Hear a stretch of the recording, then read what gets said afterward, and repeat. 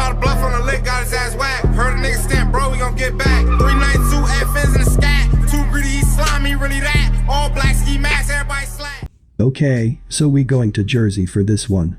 You know what the video is about, so we are not going to waste any time, let's jump right in. Darnell Reeves. On December 12, 2008, members of the Jersey City Police Department responded to a shooting on 259 Clinton Avenue in Jersey City. Henry Molesky was found face down in the street. Molesky died 2 days later from a single gunshot wound to the right temple from a small caliber round. The weapon was never recovered.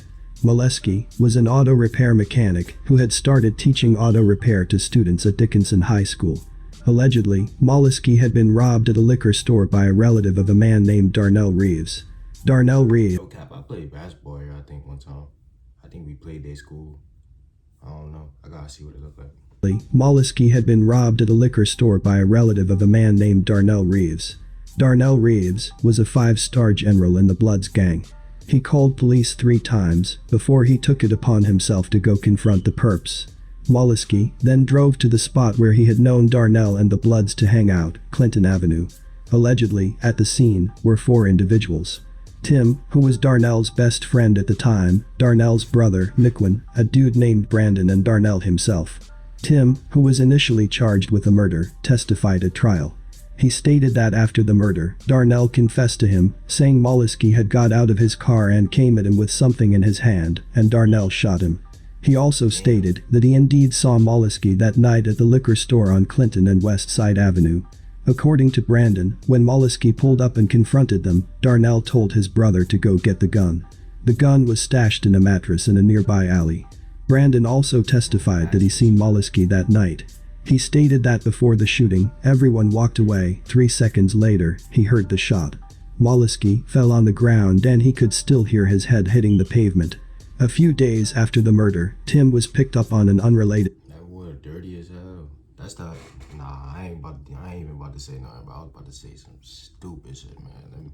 Let me shut up. Domestic assault charge. Allegedly, he put a gun to woman's head and said he was going to kill her.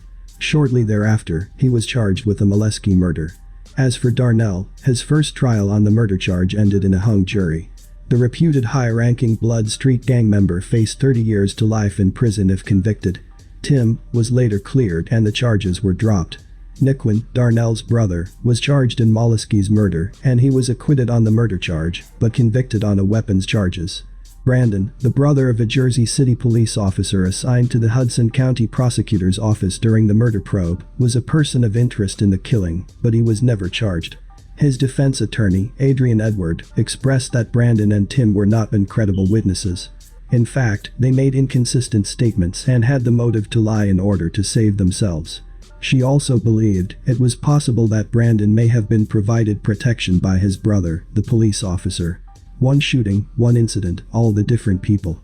This case has been built in reasonable doubt. Darnell did get hit with weapons charges despite the hung jury. The second time he was tried, he was acquitted of the murder charge. He was sentenced to 16 years in prison in 2012 for weapons charges.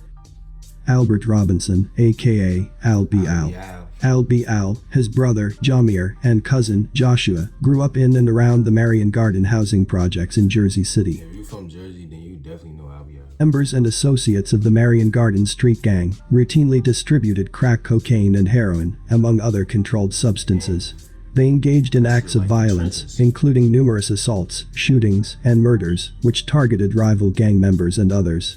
Marion Gardens has had a strong blood gang presence in its past. Albee Al had been wilding since young. At age 9, possibly younger, he and others would sneak and retrieve his uncle's handgun, which he kept stashed in the basement. Some of his uncles would actually put guns in his hand, as he compared to scenes in Menace to Society. The family would spend a lot of time over on Park Street, where his grandmother lived. It was around this time that Albee Al confirmed that he wanted to pursue a music career. His pops was a part of a group which some of you may know, called Sweet Slick and Slide. They used to be on the scene with Dougie Fresh and Biz Markie back in the dawn of hip-hop era. Although he aspired to be a rap artist, he would still fall victim to the circumstances of his poverty-stricken neighborhood. By 2001, when he was 13, he and some others got into a brawl, in which someone's jaw was broke. From here on out, he would be in and out of jail for a series of assaults and firearms possession. Joshua, cousin of Albee was another dangerous dude. Check this out. Joseph Budden II, also known as Joe Budden, is also from Jersey City, although he spent his early years in Spanish Harlem. In 2003, allegedly, Joe, 22 at the time, told police he was driving his Humvee with 2 passengers. He said he was parked up at Gifford and Bergen Avenues at about 1:30 a.m. when a man on a bicycle pulled up alongside the front passenger's window. The man, wearing a ski mask, pulled out a handgun, pointed it at the passenger and pulled the trigger, but nothing happened, Budden told police. The man continued to pull the trigger, but the gun only clicked and didn't fire, he said. The masked man then turned the gun on Budden and pulled the trigger several more times, but again the gun only clicked, Budden said. The man then said, "I'm just playing," and rode away on his bicycle. Budden pursued the bike, getting close enough at Brinkerhoff Street and Bergen Avenue to see the man's face. By then, he had pulled off the ski mask. While being trailed, he managed to lose Joe on Communipaw Avenue near Crown Chicken, a half block from the West District Police Station.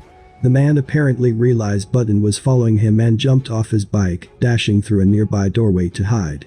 However, the alleged gunman and cousin of Albee Joshua Robinson, 23 at the time, was soon arrested. Turns out, the building he'd run into was Jersey City's West District Police Station. Police found Joshua crouching inside the doorway and took him into custody, report said. Officers found a 9mm handgun on the top of the police station steps. It had a bullet jammed in its chamber. Officers also found the bike and the ski mask. He was charged with aggravated assault, weapons charges, and possibly more. In 2004, he would go to jail for a 3-4-year stint. Whether this story is true or not, asked Joe Budden. Members of Marion Gardens made money off drugs, including heroin. In March 2006, Jamil Robinson, brother of Albee was one of 3 men arrested by Jersey City police. He was passenger in a car when plainclothes police stopped them on Kennedy Boulevard for running a red light on Kensington Avenue. After searching the car, police found over 96 vials of suspected heroin, other drugs and a .25 or .25 caliber handgun. Jamil was hit with weapons and drug charges. By 2007, his cousin Joshua was released from prison for the Joe Budden situation, weapons charges and aggravated assault. As for Albee he served time in prison from February 2007 to February 2008 for aggravated assault by pointing a firearm, unlawful possession of a handgun and drug possession. By 2010, he would lose good friend Bango. Bango was shot in the head and chest at about 3:15 a.m. while at a friend's crib on Wegman Parkway. He was pronounced dead at the Jersey City Medical Center about 30 minutes later. A dude named Bland and another named Jacobs came into the apartment and both shot Bango with semi-automatic handguns. At 11:30 p.m. later that day, Bango's friend, Ezekiel Sims, 31, of Stevens Avenue, was shot once in the head execution style in a stairwell at the Marion Gardens housing complex, where Jordan lived. The thought was, it could be that the Bango and Sims murders were related or some sort of setup. If you know, you know. On April 1, 2010, and a few months after the Bango murder, Jamil would be released on parole from Wagner Youth Correctional Facility in Bordentown. Another murder would take place that summer. June 5, 2010. Police were called to the area between 70 and 90 Hudson Street.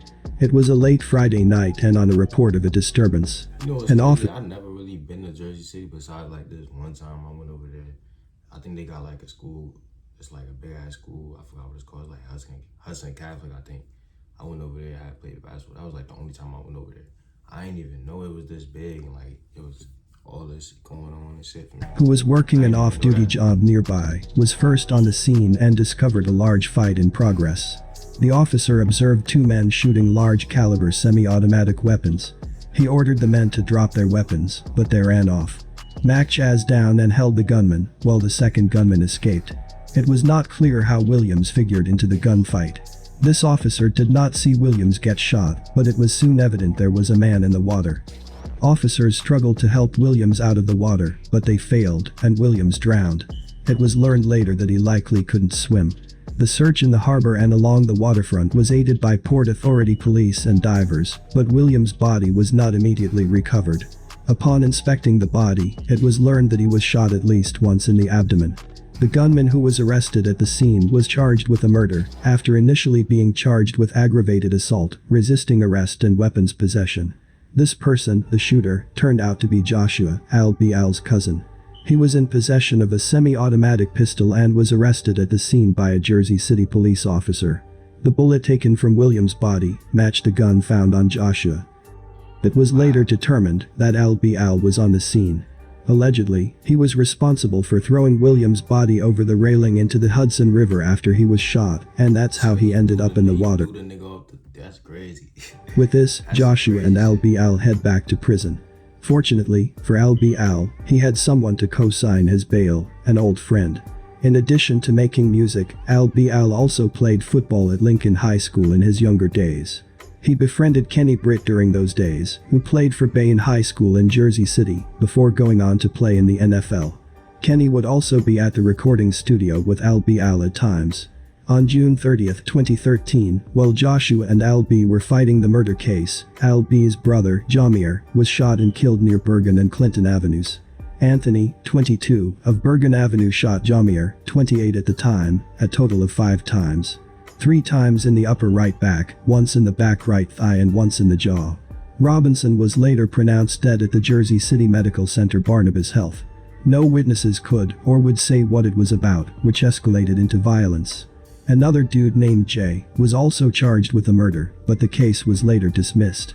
After the shooting, Anthony was arrested at Bergen and Lexington Avenues, 2 blocks from the crime scene. He would end up getting 13 years. With the weight of Jamir's death, and also leaving his mother, Albee had to continue fighting the murder. After 4 years at trial, Joshua would eventually cop out to 10 years.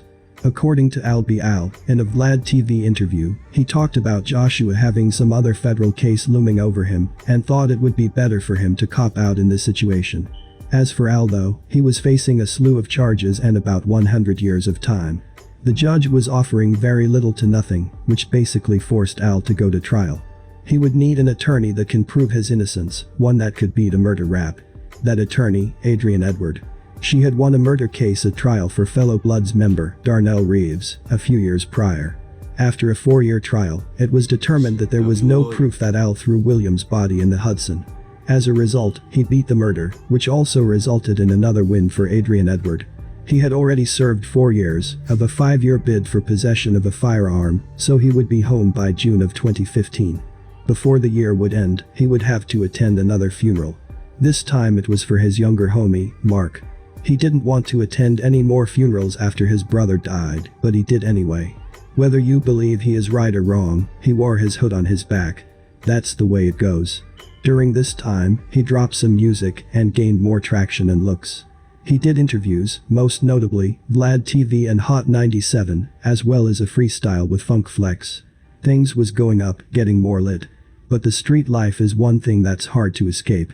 In 2016, it was reported that Albee suffered a gunshot wound to his right forearm in an incident at Baldwin Avenue and Rock Street at 6:50 p.m.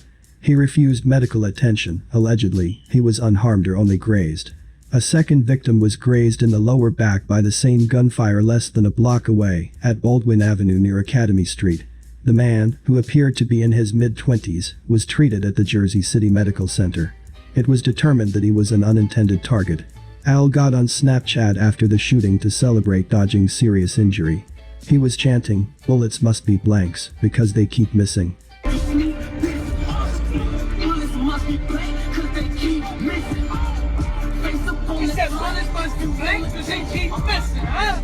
Young boys around the Marion Gardens complex were putting in pain throughout this time. It was a coming-of-age moment there, and they would go on a drill later in honor of Albee's brother, Jamir. We covered that in the Marion Gardens story, so watch it if you haven't already. Moving along. By 2017, Darnell Reeves, a fellow Blood member of Albee, came home from his weapons charge. On August 23, 2019, police responded to the area of Wall Street in Passaic just after 2 a.m. for a shooting.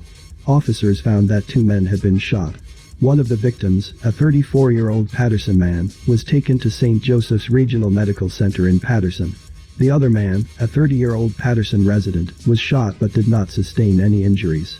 2 people were arrested in connection to the shooting. Albee Al and Darnell Reeves were both charged with 2 counts of first-degree attempted murder and unlawful possession of a handgun. Al was arrested in Avenel by the New Jersey State Police Fugitive Task Force. Darnell Reeves, 35, was taken into custody in Kenilworth by members of the state's Fugitive Task Force. They now face the prospect of serving 10 to 20 years in prison for each count of attempted murder. Till this day, I think he came home for me. He beat the case for me, so that shit crazy though. That was a long ass video. I ain't even gonna lie. That shit was mad interesting. What y'all niggas think? That's in this vid, my ID Dior my Snap YWW1, my Onlyfans free subscription ID Dior Feel me? And I see y'all niggas in that vid.